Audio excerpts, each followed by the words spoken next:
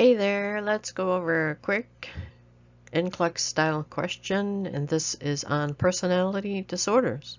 I just finished a brief lecture on personality disorders, so I thought I would start with a question on these disorders. So let's get started. I'm going to go over the stem of the question, the answer choices, and the correct answer, and rationales for why the other choices are not correct. Okay.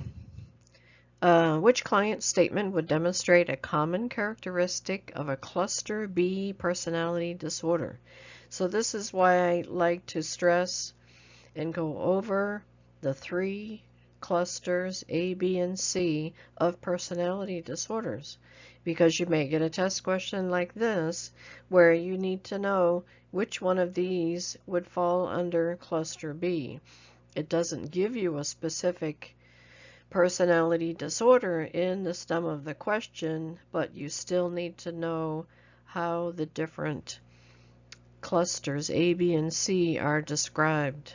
Okay, so number one is I wish someone would make that decision for me. So this is the client talking. Wish someone would make that decision for me.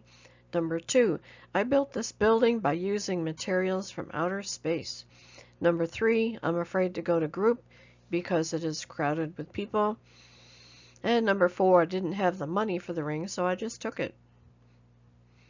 All right, so I'm going to pause for a moment and let you think about this and come up with what you think might be the answer. I'm going to take this opportunity to mention that I am representing YouTube channel Nursing with Hart, PhD. If you like these videos, please like and subscribe to my channel. All right, let's come back. So which client statement would demonstrate a common characteristic of cluster B? Okay, remember I talked about cluster A, B, and C. Cluster A is odd. The client has odd or eccentric behaviors.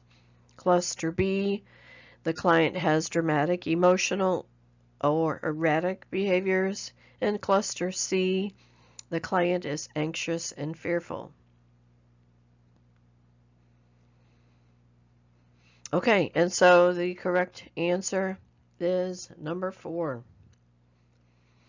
Okay, so cluster B is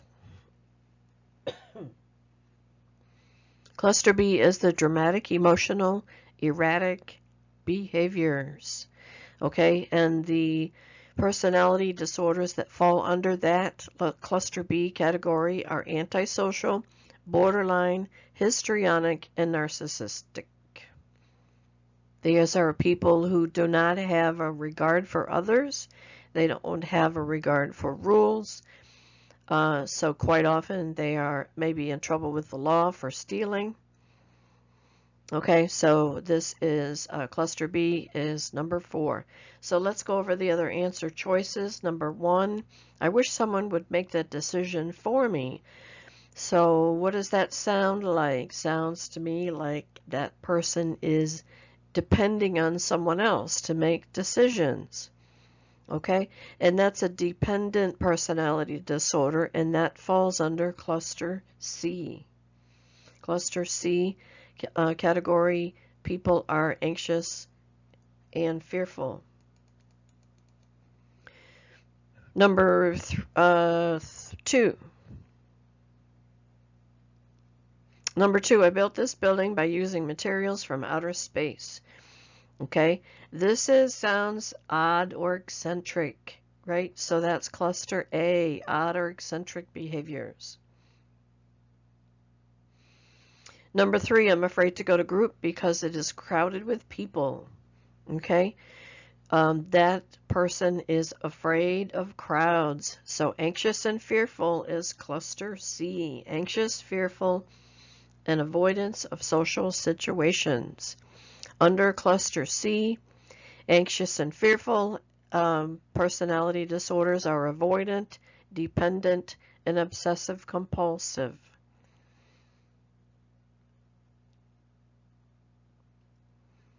Okay, cluster A is antisocial, borderline, and histrionic and narcissistic. Cluster B is dramatic, emotional, erratic behaviors, antisocial, borderline, histrionic, narcissistic. Cluster A is odd or eccentric. That's paranoid, schizoid, and schizotypal. All right, and so that's it for today. That's all I wanted to cover. So have a great day.